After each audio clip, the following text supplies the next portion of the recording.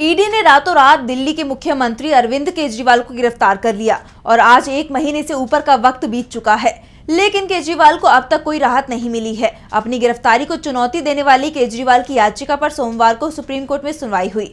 इस दौरान कोर्ट ने दोनों पक्षों की सारी दलीलें सुनी। मंगलवार को भी सुनवाई जारी रहेगी। सोमवार को सुप्रीम कोर्ट में केजरीवाल की याचिका पर अहम सुनवाई हुई। दिल्ली के मुख्यमंत्री अरविंद केजरीवाल ने अपनी गिरफ्तारी को चुनौती देते हुए कोर्ट में ये याचिका दाखिल की है।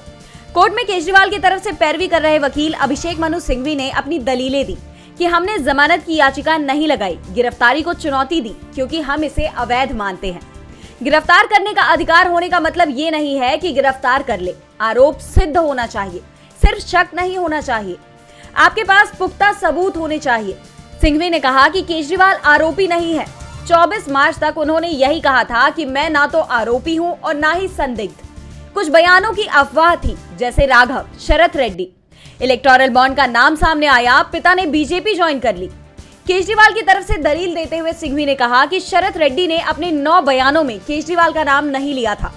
शरद रेड्डी ने उनका नाम 10 अप्रैल तक नहीं लिया था, लेकिन क्या ईडी ने उसके 10वें बयान पर भरोसा करने की वजह बताई? सिंघवी ने कहा कि वो कोई देशद्रोही नहीं है। आपने एक दोषी मुख्यमंत्री को इतने वक्त तक खुला क्यों घूमने दिया? कोर्ट ने ईडी के समन का जवाब न देने को लेकर सवाल पूछे तो सिंघवी ने जवाब देते हुए कहा कि ईडी के नोटिस का डिटेल में जवाब दिया गया। आज आप ये नहीं कह सकते कि आप आए नहीं इसलिए हमने गिरफ्तार कर लिया। ये मेरा अधिकार है कि मैं ना जाऊं।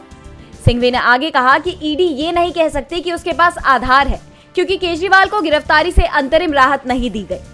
लंबी बहस के बाद कोर्ट ने मामले को मंगलवार के लिए सूचीबद्ध कर लिया है। अब आगे की सुनवाई 30 अप्रैल को होगी। डीबी लाइव की रिपोर्ट।